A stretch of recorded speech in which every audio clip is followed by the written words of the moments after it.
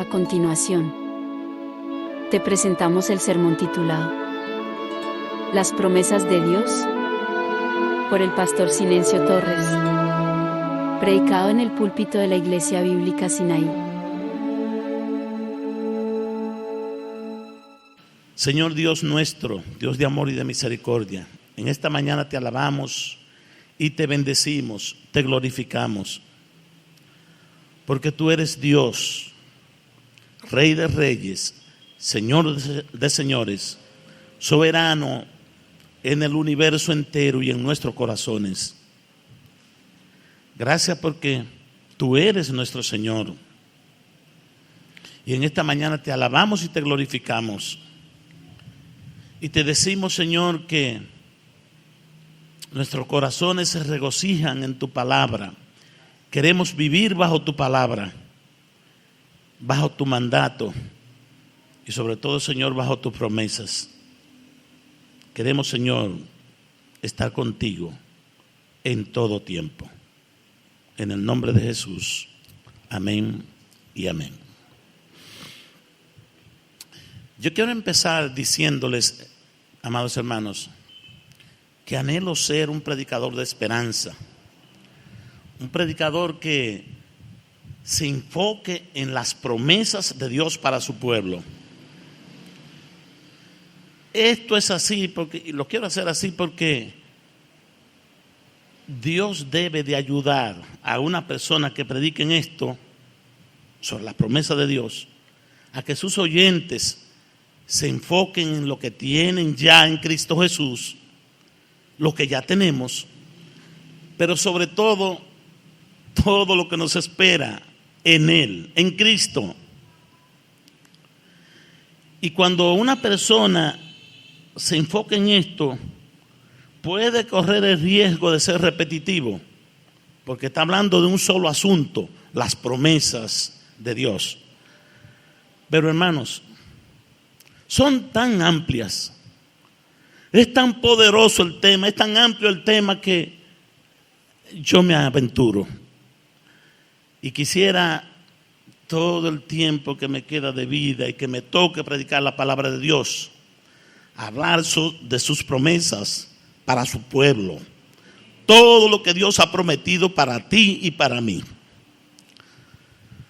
Para que vivamos una vida gozosa, no importa la circunstancia que estemos viviendo, pero que vivamos una vida gozosa, llena de confianza y de esperanza en lo que Cristo ha hecho y lo que Él tiene para nosotros. Realmente es un tema que no lo agotaría aunque viviera 1000 vidas, aunque viviera muchos años, no lo agotaría. Hermanos, la Escritura nos hablan de más de 3500 promesas. Más de 3500 promesas. Y oiga lo que dice el apóstol Pablo en 2 Corintios capítulo 1, versos 19 y 20. Escuchen. Porque el Hijo de Dios, Cristo Jesús, que fue predicado entre vosotros por nosotros, por mí y Silvano y Timoteo, no fue sí y no, sino que ha sido sí en Él. Pues tantas como sean las promesas de Dios, tantas. Hemos dicho que más de 3500, pero probablemente son más. En todas son sí. Y por eso, también por medio de Él, amén. Escuchen lo que está diciendo el pasaje. Todas las promesas de Dios para su vida son sí. Y usted tiene que decir, si está en Cristo, diga amén a toda la promesa de Dios. Cualquiera que sea esa promesa. Si aprende a vivir bajo las promesas de Dios, hermano, no habrá momento en que se sienta solo y derrotado, porque echará mano en cualquier circunstancia de la promesa que va a salir al paso. en la circunstancia que usted esté viviendo. Siempre habrá una promesa que estará ahí para usted. Créale al Señor.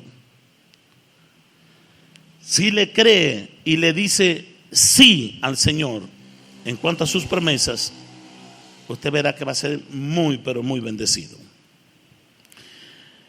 En ese sentido, Romanos capítulo 8, que para mí es el mejor capítulo, el capítulo más precioso que existe en la Escritura, está repleto de promesas. Comienza con una declaración que en sí mismo es una promesa. No hay ninguna condenación, dice, para los que están en Cristo Jesús. Y aunque el mundo, el enemigo y todos quieran condenarle, nada prevalecerá, porque el Señor le ha salvado. Ninguna condenación hay, dice el capítulo, y dice el Espíritu Santo allí, para los que estamos en Cristo Jesús. Y termina el capítulo con otra declaración igualmente gloriosa que en sí mismo o en sí misma es una promesa. La declaración dice que nada ni nadie podrá separarlo del amor de Dios que es en Cristo Jesús. ¿Cuántos dicen amén a eso? Nadie, no hay nadie en el universo tan poderoso que le separe del amor de Dios por usted. Fíjese, es tan grande ese amor que Juan capítulo 17, versículo 26, dice el Señor allí ya en su oración final, que Él le ha revelado el nombre del Padre a todos nosotros, a los que Dios ha unido a Él. Usted se siente unido a Cristo, ¿verdad? Se siente unido al Señor. Entonces Él le ha revelado el nombre, pero esto no es un nombre así, sino la persona del Padre se la ha revelado a usted para que el amor del Padre esté con Él y con nosotros. El amor del Padre que esté igualmente como está en la segunda persona de la Trinidad, que también esté con nosotros. Ese lazo de amor nunca nos va a dejar. Así que, ¿quién puede separarme del amor de Cristo? Del amor de Dios. ¿Quién puede? No hay nada, ni nadie. Ninguna oferta del mundo. Nada que pueda meterse en mis sueños personales, en mis anhelos, puede separarme del amor de Dios, porque no se trata solo de mi amor por Dios. Si así fuera, yo puedo fallar, pero es el amor de Dios por mí, por un ser como yo y por un ser como usted. Es de ahí que nadie nos va a separar. Nadie. Así que es para vivir en victoria, es para vivir gozoso, aún en medio de la angustia, aún en medio de la depresión. Es para vivir gozoso y dando gloria a Dios. En ese capítulo de Romanos 8 hay un versículo que para mí sobresale en todos los demás. Y mire cuántos versículos preciosos tiene ese capítulo.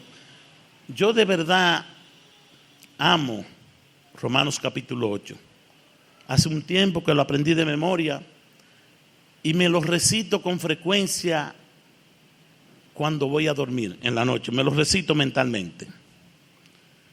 Pero para mí el verso 32 es un verso muy, pero muy especial. Verso extraordinario. Léanlo conmigo, mis hermanos. El verso dice así: el que no escatimó ni a su propio Hijo, sino que lo entregó por todos nosotros. Escuchen eso. No escatimó, no lo retuvo, sino que nos lo dio, lo entregó por nosotros. ¿Cómo no habrá de darnos juntamente con Él todas las cosas? Juntamente con Él ha de darnos todas las cosas. Para mí, hermano, esa promesa de que el Señor me dará todas las cosas es la promesa más inclusiva, más general que encuentro en la Escritura. No hay absolutamente nada aquí que el Señor me esté negando, sino que todo me lo da en Cristo Jesús. Y lo primero, lo más grandioso que me ha dado es el Redentor, mi Salvador. Lo entregó por nosotros. Así que ese versículo está dividido en dos. Tiene un fundamento donde se basa la promesa, y ese fundamento es que Dios no escatimó a su propio Hijo, sino que lo entregó por todos nosotros. ¿Quién cree eso? Levánteme la mano. Si usted cree que Cristo fue entregado por usted, levánteme la mano, ¿verdad? Si usted cree eso, entonces debe de ser muy cierto para su vida y para la mía, que Él me dará todas las cosas, porque ya hizo lo mayor. Y ese es el argumento del Espíritu Santo. El argumento es que proveyó lo mayor, lo imposible, lo que no correspondía a seres humanos pecadores, que Él entregara a su propio Hijo, al amado, y lo entregó. Entonces, si ya le hizo eso, ¿puede negarnos algo que necesitemos para vivir nuestra vida glorificando su nombre? Jamás lo hará. Siempre nos dará todo aquello que necesitemos para vivir una vida de victoria que glorifique su santo y bendito nombre. Así que la primera promesa que el Señor hace con su vida es proveerle un redentor, darle a Cristo el Señor. Y eso ya lo prometió desde el Edén, desde la caída del hombre. Prometió un redentor. Se hace realidad con la venida de Cristo. Pero toda familia hebrea, cuando se unía en matrimonio, una joven pareja, empezaba a soñar con tener un hijo varón, porque posiblemente ese hijo varón pudiera ser el Redentor, o de esa línea o de ese hijo podría venir el Redentor. Soñaban inmediatamente con tener hijos y que este fuera varón, porque Dios prometió en el Edén que proveería un Redentor. No se quedaría de brazo cruzado ante la artimaña de Satanás al hacer caer a la corona de la creación, que es el ser humano. No son los astros, no es el sol, ni la luna, ni las estrellas, que es la corona de la creación. Es nosotros, seres finitos, pequeños, vulnerables, que duramos poco aquí en la tierra. Pero es en nosotros que Él más se glorifica, y es en nosotros que hace la obra más poderosa, la provisión del Redentor. Así que cuando a Abraham se le promete un hijo y que en él serían benditas todas las naciones, Abraham se sintió muy esperanzado, a pesar de la edad de él y Sara, en que este hijo podía ser el Redentor. Y viene Isaac, y después que Isaac tiene unos añitos, el Señor le pide que se lo entregue, que se lo dé. Vayan conmigo por favor en Génesis capítulo 22. Versículo 1 y 2, nada más voy a leer eso y voy a narrar un poquito. Aconteció que después de estas cosas, Dios probó a Abraham y le dijo: Abraham, y él respondió: heme aquí. Y Dios dijo: toma ahora a tu hijo, tu único, a quien amas. Escuchen el énfasis, hermanos. Escuchen el énfasis. Tu único, a quien amas. Eso es el Señor que le está diciendo a Isaac. Y ve a la tierra de Moriat y ofrécelo allí en holocausto sobre uno de los montes que yo te diré. Si bien es cierto, mis queridos hermanos, que las cosas del Señor son nuestras, yo quisiera saber si en nuestros corazones está la misma disposición de que todo lo nuestro es del Señor. ¿Estará esa disposición en nuestros corazones de que todo lo nuestro es del Señor, incluyendo nuestros hijos, son de Él? Probablemente el patriarca se había enamorado de su hijo. Su amor había crecido tanto, no lo sabemos, pero podemos pensar eso, que su amor por Isaac era tan grande que estaba ocupando el amor que él debía de tener por Dios. ¿Estaba idolatrándolo? Ya, no lo sabemos. Lo cierto es que si es así, nuestro Dios, muy sabio, infinitamente sabio, y a la vez misericordioso, porque no nos deja en el error, cortó de raíz el error que pudiera tener el anciano y le pidió a su hijo. ¿Qué noche debió de pasar Abraham? ¿Qué noche tan terrible debió de pasar? Lleno de angustia. Hermanos, no crean que la angustia y la presión y la tribulación no es para usted ni para mí. Pues claro, no se nos dice cómo debió de pasar Isaac esa noche, Abraham, pero debió de ser terrible. Su único hijo, a quien ama, escúchenlo ahí, Dios se lo pide en sacrificio. Se levantó de mañana, creemos que se fortaleció en fe, como dice el escritor a los Hebreos, y llevó a su hijo 3 días de camino, y al llegar al lugar donde debía de sacrificarlo, no dudó, lo ató en el altar y levantó el cuchillo para clavarlo en el pecho de Isaac. Pero Dios lo libró, porque allí trabado en un matorral estaba el cordero sustituto. 2500 años después, Dios el Padre trae a su único hijo, al amado, al Calvario, y no lo libró. No lo libró. Todo el sufrimiento que nosotros sabemos que nos narra la Escritura que pasó nuestro Señor fue con consentimiento del Padre. No lo libró, lo entregó por usted y por mí en un sufrimiento horrendo, y allí fue sacrificado. Por lo tanto, esta entrega del Señor, hermanos, no es solamente para que Cristo nos acompañe y camine por nosotros y camine con nosotros, cosa que Él hace siempre, sino fue para que sufriera el castigo de la muerte eterna que nos pertenecía a nosotros por ser pecadores. Dice el pasaje de Romanos 3:25 que Dios lo puso como propiciación por nuestros pecados. Lo puso delante como el Cordero de Dios.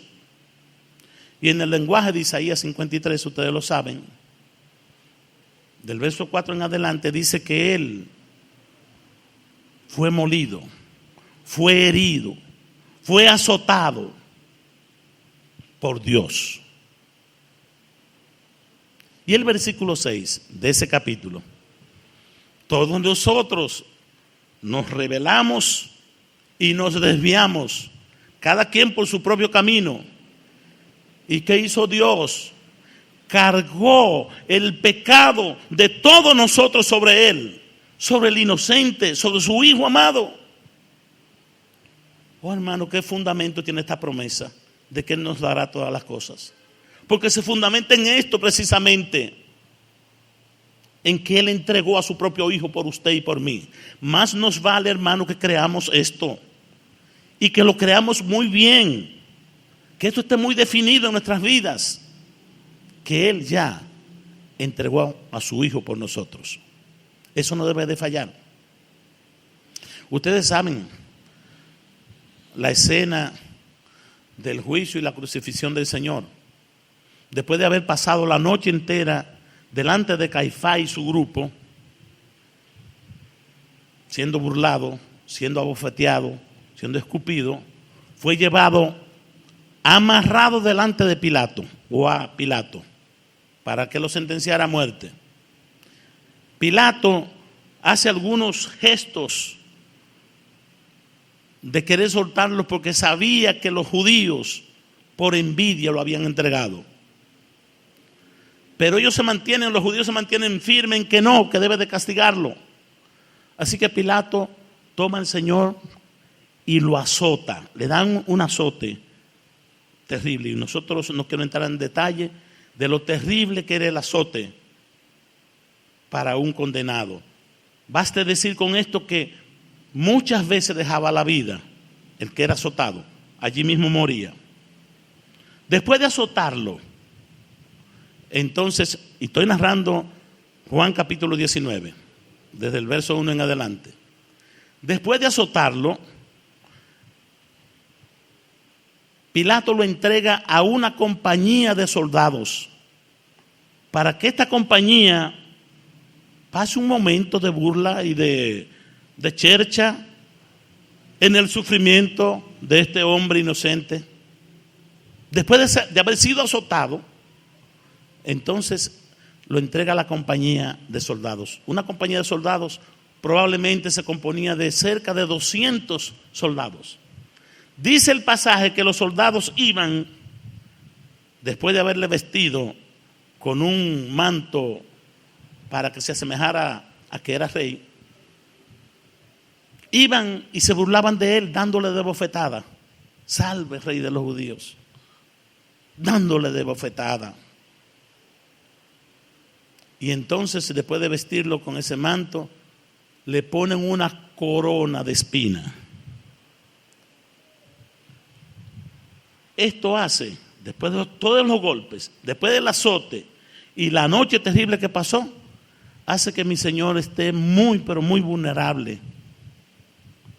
En una situación que usted, de desamparo, una soledad absoluta, un sufrimiento indecible. Hermanos, debía de ser así, porque eso estaba determinado por el Padre. Dios está castigando, condenando y castigando el pecado en la persona del Señor de una manera terrible, sin escatimar a ese cuerpo, a ese ser, ningún dolor, ninguna angustia, ninguna burla, ninguna lágrima. Pilato lo saca a la multitud, ya en una condición muy maltratada. El cuerpo del Señor sangra por todos los lados. Sangra por la corona de espinas que le han puesto en su cabeza. Sangra por los golpes recibidos. Los moretones deben de ser muy visibles en su rostro, más el azote. Y en esa condición, Pilato dice de manera teatral: he aquí el hombre. ¿Qué buscaba Pilato con esto? Bueno, ténganle lástima, ténganle compasión. Este hombre no puede ser un revolucionario. ¿Qué daño puede hacer este señor? Miren cómo lo tengo. Y esto a petición de ustedes, porque ustedes me lo entregaron. Miren cómo está. Y en verdad que allí estaba solo. Una vez más repito, estaba solo para que usted y yo hoy en día, en nuestro dolor, en nuestra angustia, en nuestra debilidad, en nuestro titubeo por el mundo, no estemos solos. Para Él estar con nosotros en todo momento, en toda circunstancia. ¿Usted siente que el Señor camina con usted? Amén.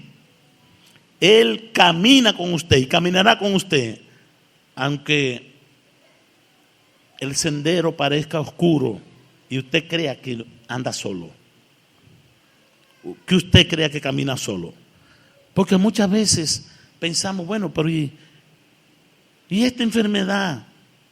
¿Y esta soledad? Y Señor, estoy orando hace mucho tiempo por este propósito, no hay respuesta. Él estuvo solo allí, en ese camino, para que usted y yo, cualquier camino que recorramos aquí, en nuestro peregrinar, no estemos solos.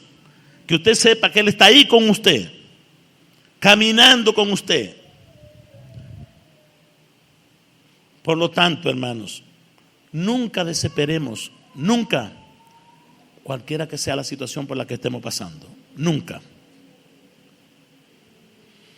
Así que Dios entregó a su Hijo por nosotros, por seres humanos como nosotros, personas cambiantes, personas que por cualquier circunstancia nuestra fe comienza a titubear, personas que estamos fallándole con frecuencia. ¿Cómo Dios ha hecho esto? ¿Cómo ha sido tan misericordioso que ha hecho esto? Que yo mirándome a mí, ¿cómo es posible que lo haya hecho por mí? Bueno, solamente debemos de escuchar lo que dice el autor del Salmo 73, un salmo que me encanta. A pesar de todo esto, de que yo soy tan así como soy y como he sido, Dios me ha tomado de la mano derecha, me ha guiado según su consejo y después me recibirá en gloria. Bendito sea el Señor por eso. Así que no es por mí, no es por mi poder, no es por mi bondad, es que Él determinó salvarme y por eso me ha dado a su Hijo y me ha puesto al lado de su Hijo. ¿A quién puedo temerle? A nada. Si le temo a algo en la vida, incluyendo la cercanía de la muerte, si le temo a algo, hermano, estoy deshonrando a Dios. Porque si Él ha hecho tantas cosas por mí, ¿por qué voy a estar lleno de miedo? Y no es que a veces no comience en nuestra naturaleza, no comencemos a flaquear y a temer, pero permanecer en el miedo y permanecer en el pecado y permanecer en la derrota, después que tenemos esta dádiva tan gloriosa que es nuestro Redentor, a Cristo Jesús con nosotros, permanecer en eso, no, yo no voy a permanecer en miedo nunca. Y si viene la enfermedad, no voy a temer a la muerte. ¿Por qué? ¿Por qué? Y si no he recibido por lo que he estado orando, ¿por qué desesperarme? ¿Por qué si ya Él me dio lo mayor? Así que, si usted sabe que tiene a Cristo con usted, si el Señor está con usted y el Espíritu Santo da testimonio internamente a su vida, a su propio espíritu, de que usted es hijo de Dios, lo que esté pasando en su vida se va a arreglar. Cualquier cosa que ocurra se va a arreglar porque Él está con usted, porque ya Él le fue dado. Teniendo en mente eso, de que ya Él nos fue dado, se nos dio para que obre nuestra salvación, nuestra reconciliación, entonces nosotros podemos ir con confianza al trono de la gracia y estar delante de Dios el Padre de pie como seres perdonados, porque si hemos pecado vamos a confesar nuestro pecado. Estamos de pie delante de Él como seres reconciliados, como seres santificados, por lo tanto no vamos a vivir en pecado deliberado, y como seres que como hijos suyos caminan a la glorificación. Eso es así para cada hijo de Dios. Caminamos hacia la glorificación. Así que tal vez después de decir todo esto, usted pueda creer que sí, que todas las cosas son suyas en Cristo Jesús? Esto a veces no es fácil de creerlo, de que todas las cosas son suyas en Cristo Jesús. Porque la experiencia nos dice a veces que, bueno, todas las cosas son mías, pero Dios mío, estoy orando por esto, estoy orando por esta situación. ¿Cuándo, Señor, me la va a dar? ¿Cuándo voy a poseerlo por lo que estoy orando y lo que anhelo? ¿Cómo es que todas las cosas tuyas son mías? ¿Cómo es? Antes de contestar esa pregunta, quiero recordarle lo que sucede al final de la parábola del hijo pródigo. El hijo mayor está en el campo, regresa del campo y escucha una fiesta que hay en la casa de su padre. Se entera por uno de los criados que su padre está dando una fiesta porque el hijo menor ha regresado de tierra lejana sano y salvo, y su padre está feliz por eso y está dando una fiesta. Ahora, el hijo, en vez de alegrarse, el hijo mayor, en vez de alegrarse con su padre y con todos, se resiente y se siente celoso. Y el padre tiene que salir a rogarle para que entre a la fiesta, para que se goce con los demás. Escuchen, hermanos, la fuerza que tiene este diálogo. El hijo mayor le dice al padre: he aquí, todos estos años he estado contigo y nunca me has dado ni un cabrito para gozarme con mis amigos. Pero cuando vino tu hijo que ha consumido sus bienes o tus bienes con rameras, has matado para él el becerro gordo. Y su padre le respondió con calma: hijo mío, tú siempre estás conmigo y todas mis cosas son tuyas. ¿Cómo fue que le dijo el padre? Tú siempre estás conmigo, todas mis cosas son tuyas, todo lo que tengo es tuyo. Pero la mayoría de nosotros vive como este hijo mayor. No toman de toda la provisión que tiene el padre, que no tienen que pedirla, porque ya el Señor la proveyó para usted. No lo toman para después reclamarle al padre: tú no me das nada, yo no recibo nada. Mira, he pasado todo el tiempo a tu lado y estoy igual, no tengo nada. Y hermanos, más vale que usted se vea como este hijo, porque aunque algunos en nuestra predicación hacemos la diferencia de que el hijo menor representa a los gentiles y el hijo mayor a los fariseos, ¿no es más cierto que cualquiera de estos hijos nos representa a nosotros y que el Padre representa a Cristo Jesús, que le dice a usted en esta mañana: todas mis cosas son tuyas? Le dice a usted: todo lo que tengo, todo lo que he provisto es tuyo, hijo mío. Haz uso de él, de ellos. Gózate en lo que tengo. Yo he venido para que tengan vida y para que la tengan en abundancia. La vida de un hijo de Dios no debe de ser mediocre, tiene que ser una vida abundante, que disfrute de toda la provisión de la gracia de Dios. Y hermano, eso es mucho. Pero quien vive disfrutando todo lo que Dios ha provisto, no hay un momento de la vida, en que no sienta que Dios está con él. Ningún momento. Al contrario, fíjense cómo somos los hijos de Dios. Cuando estamos cercanos a la muerte, muchos de nosotros damos testimonio de que estamos gozosos. ¿Por qué? Porque la muerte nos está acercando al premio final. Eso es increíble. La muerte nos está acercando al premio final.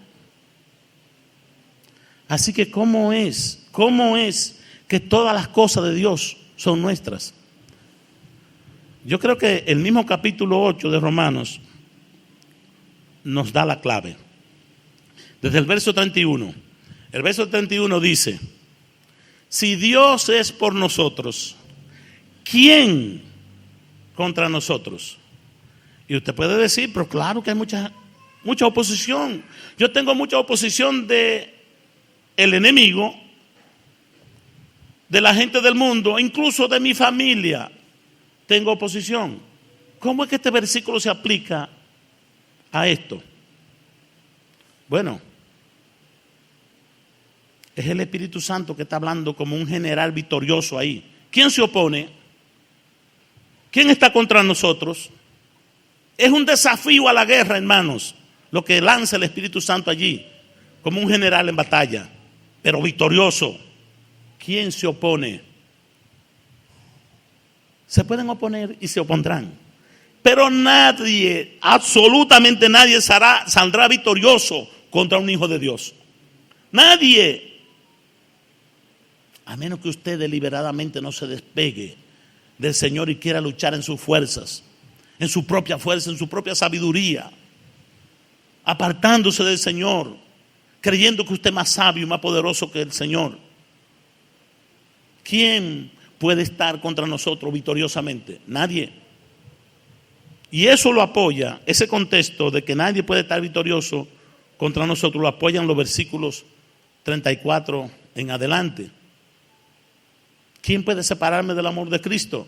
La tribulación es fuerte. La angustia, eso es fuerte también, hermanos. El hambre, la desnudez, el peligro, la espada, todas estas son entidades que el apóstol la personifica como si fueran entidades demoníacas que están detrás de usted. Persecución, angustia, tribulación, desamparo. Pero el canto de victoria que encontramos allí, al final de todo eso, es que en cada una de esas cosas, o en todas juntas, somos más que vencedores. ¿Por nuestra fuerza? No, Señor, por medio de aquel que nos amó. Así que tenemos todas las cosas, nos han sido dadas todas las cosas por el fundamento, hermano, porque Cristo nos fue entregado, porque Cristo se nos dio, y por medio de su amor, yo soy más que vencedor. Todo lo puedo en Cristo que me fortalece. Ustedes pueden repetir ese verso conmigo. Díganlo, por favor. Todo lo puedo en Cristo que me fortalece. Todo. Incluyendo, hermano, hacerle frente a la depresión. Yo creo que el Señor es tan bueno y tan misericordioso con nosotros que aún en la aflicción, en el momento de aflicción, nos hace ver su misericordia y su bondad. Por ejemplo, cuando nuestro niño Emanuel partió con el Señor, los primeros días para mí fueron terribles. Yo quería morir. Yo quería, incluso cometí el pecado de decirle: Señor, por favor, llévame. Que ningún creyente debe de hacer eso, porque los tiempos son del Señor y Él es que tiene control del tiempo de cada uno de nosotros. Así que fue tan terrible ese tiempo. Yo todavía puedo decir que humanamente, cada vez que lo veo en foto y me recuerdo de Él, sí, se me salen las lágrimas, pero ya no hay tristeza de desesperación como esos primeros días, porque el Señor me hizo ver su bondad maravillosa al darme mi niño por 10 años. Por 10 años lo disfrutamos, nos lo gozamos. Y ese dolor que pasé en ese tiempo no solo fue mío, fue de toda la familia, todos, porque mi niño era algo increíble. Niño de Dios. Así que gozamos niño por 10 años.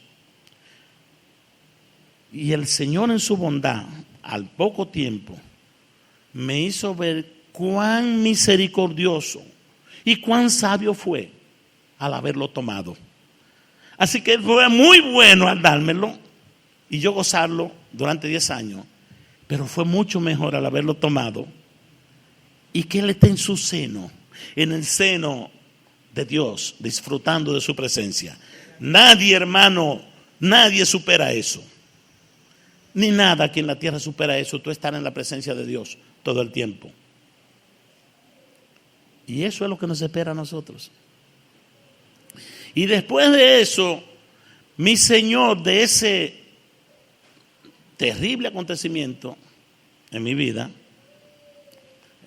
la partida de mi niño, después de eso, el Señor ha hecho una obra en mi vida que yo no puedo vivir descuidado de Él. ¿Cuán descuidado era? Antes de ahí, con muchas cosas, ligero con el pecado, porque cualquier cosa que hacía yo trataba de pasarla por alto, diciendo a nadie afecto con esto. Pero después de la partida de Manuel, ¿qué hizo el Señor? Obró en mi vida de tal manera que me enseñó a amar las Escrituras de tal manera que ese es mi libro. Yo no tengo otro libro. Si acaso leo algunos libros, tienen que ser relacionados con la palabra de Dios, con la Biblia. Me hablo de comentarios bíblicos, de escritores evangélicos, cristianos, buenos. Pero yo he sido un lector asiduo todo el tiempo. Yo leía cualquier cosa que llegaba a mis manos. Cualquier cosa que llegara a mis manos, yo lo leía. Pero ya no. Amo la palabra de Dios. Y a partir de ahí, Dios me enseñó el hábito de memorizar la Escritura. No es fácil para una persona de mi edad memorizar la palabra de Dios. Y la edad de Carlos. Y mire cómo nos esforzamos y la memorizamos. Porque el Señor ha puesto amor en su palabra en nuestros corazones. Todo eso para que no vivamos descuidados en este caminar hacia el cielo. Todas las cosas en Cristo Jesús son mías, incluyendo el dolor. Porque en el dolor dice la palabra que Dios está cercano a los quebrantados de corazón. Aquellos que sufren, Dios no los deja solos.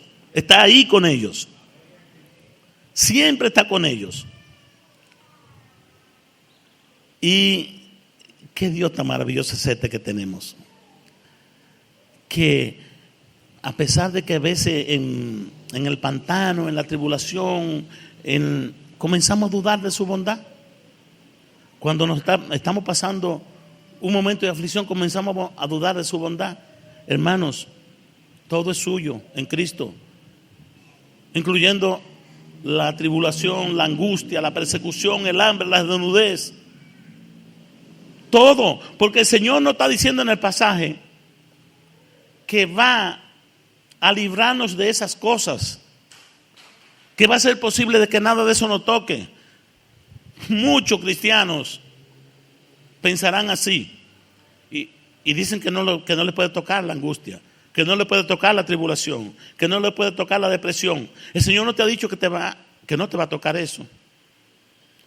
Pero tú sabes lo que te dice el Señor en esta mañana, que Él te va a hacer vencedor en medio de la depresión, en medio del dolor, en medio de la enfermedad, que Él te va a hacer vencedor y te va a dar su presencia.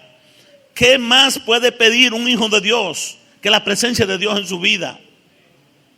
¿Qué más podemos pedir? Lean conmigo, por favor, 1 Corintios capítulo 3, verso 21 y 22. Así que nadie se jacte, dice la palabra del Señor, en los hombres, porque todo es vuestro, ya sea Pablo o Apolos o Cefas o el mundo. Dice el Señor que el mundo, todo el universo que Él ha hecho, lo ha puesto a funcionar para que usted lo disfrute, porque es suyo. Todo su universo, todo su mundo es para que usted lo disfrute. Le ha dado la vida también para que la disfrute y la viva en Cristo abundantemente. Pero también le ha dado la muerte, no como un regalo que usted pueda rechazar, no es así, sino como la entrada triunfal a su presencia. Aleluya.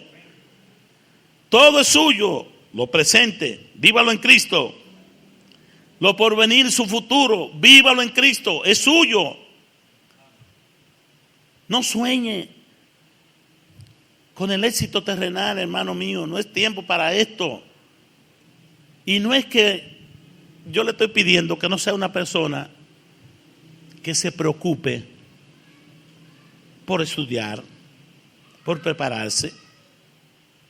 Los pastores debemos de estudiar.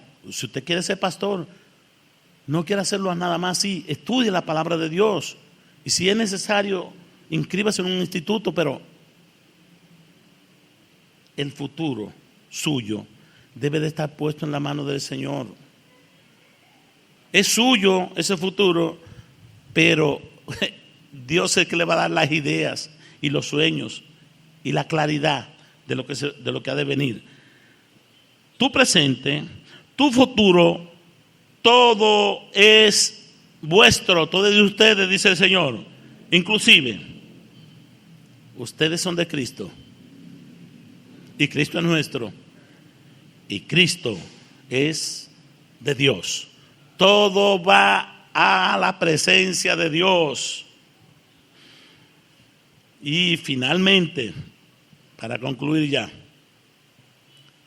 ¿qué es lo que esperamos en el Señor? Esperamos su venida ya, ¿verdad? Esperamos su venida. Pero si su venida se tardare,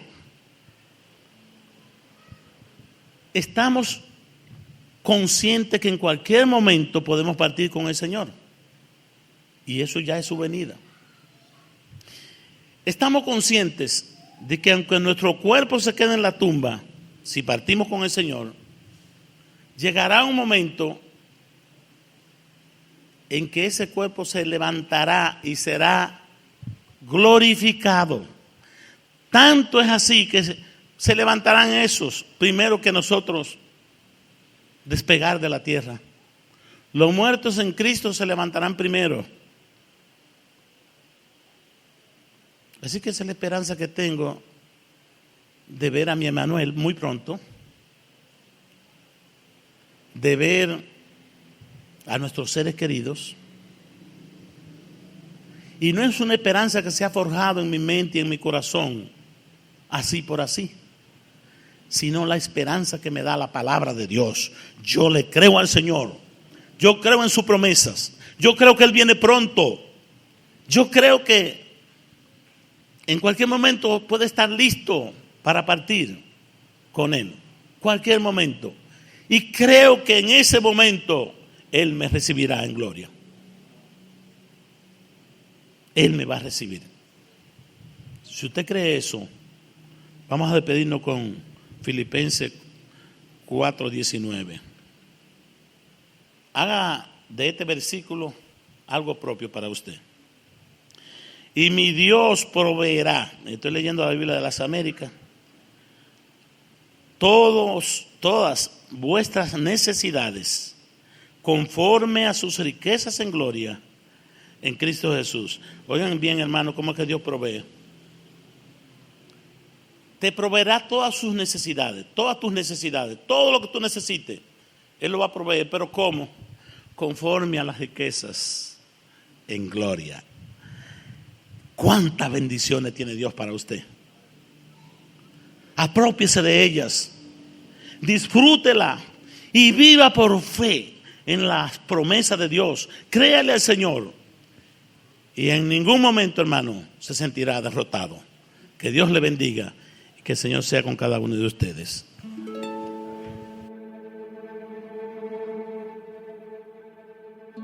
Gracias por escuchar este mensaje.